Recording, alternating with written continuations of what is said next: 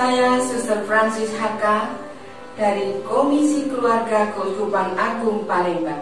Selamat jumpa, salam sehat, salam kasih untuk kita semua.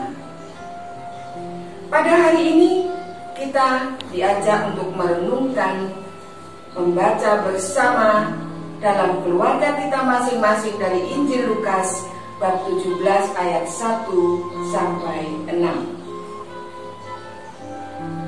Yesus berkata kepada murid-muridnya, tidak mungkin tidak akan ada penyesatan, tetapi celakalah orang yang mengadakannya.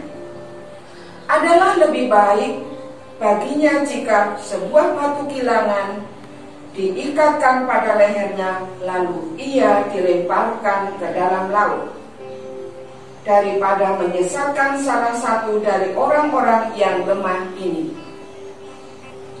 Jagalah dirimu. Jikalau saudaramu berbuat dosa, tegurlah dia. Dan jikalau ia menyesal, ampunilah dia. Bahkan, jikalau ia berbuat dosa terhadap engkau 7 kali sehari, dan 7 kali ia kembali kepadamu, dan berkata, aku menyesal, engkau harus mengampuni dia. Lalu kata rasul-rasulnya itu kepada Tuhan, tambahkanlah iman kami. Jawab Tuhan, kalau sekiranya kamu memiliki iman sebesar biji sesawi saja, kamu dapat berkata kepada pohon ara ini, terbantunlah engkau dan tertanamlah di dalam laut, dan ia akan taat kepadamu. Demikianlah sabda Tuhan. Terpujilah Kristus.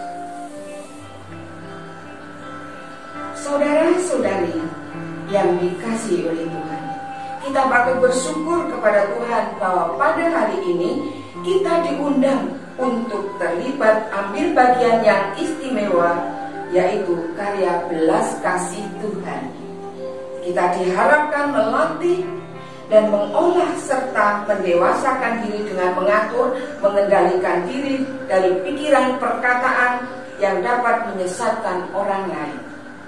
Oleh karena itu kita harus peka terhadap gerak Roh Kudus yang membimbing hidup kita.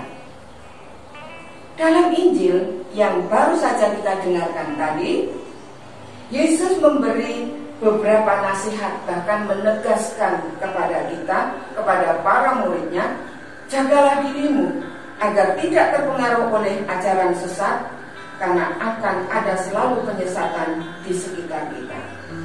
Ada 2 hal yang sangat penting yang Tuhan Yesus katakan. Yang pertama, jika saudaramu berbuat dosa, tegurlah dia, dan jika ia menyesal, ampunilah dia. Bahkan jika ia berbuat dosa terhadapmu 7 kali sehari, dan 7 kali ia kembali kepadamu dan berkata, aku menyesal, engkau harus mengampuni dia. Saudara-saudara yang terkasih, teguran itu berfungsi untuk menyadarkan dari dosa yang sedang diperbuatnya, dan juga untuk membantu menyelamatkan agar tidak jatuh ke dalam dosa yang lebih besar. Tentunya teguran itu disampaikan dengan semangat persaudaraan dan belas kasih. Yang kedua, mengampuni yang berdosa merupakan amanat dari doa Bapa kami, yaitu ampunilah kesalahan kami seperti kami pun mengampuni yang bersalah kepada kami. Dan bahkan jika ia berbuat dosa 7 kali dalam sehari dan kembali meminta ampun karena menyesal, harus mengampuni. Saudara-saudaraku yang terkasih, angka 7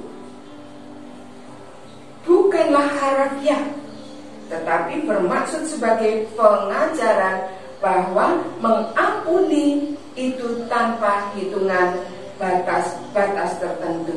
Berarti tanpa batas.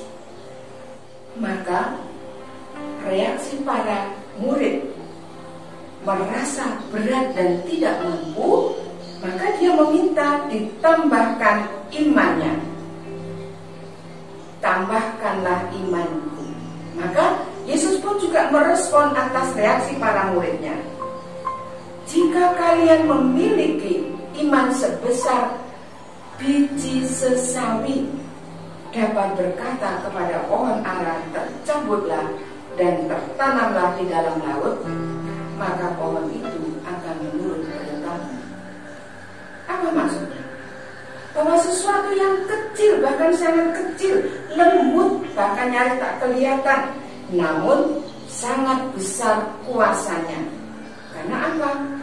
Karena biji sesawi dari Tuhan, dan hal itu bisa melakukan perkara-perkara besar yang menyelamatkan. Mengampuni berarti menerima, mengasihi saudara yang menyesal, bertobat, di mana ia telah mengalami sentuhan, menemukan belas kasih Allah, cinta kasih Allah yang besar, yang sabar, yang lembut. Saudara-saudaraku yang terkasih, Allah sedang menggunakan kita untuk menyampaikan amanah belas kasih-Nya.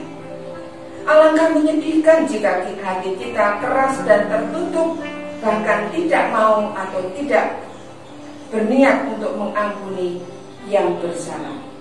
Pasti akan timbul masalah yang baru, yaitu kebencian, kemarahan, dan balas dendam yang akhirnya membuat lebih sengsara. Karena apa? Menghalangi sukacita belas kasih. Karena itu, percayalah bahwa rahmat Allah selalu mendahului kita untuk mengenakan wajah belas kasih yang menghasilkan pertobatan dan pengampunan dosa.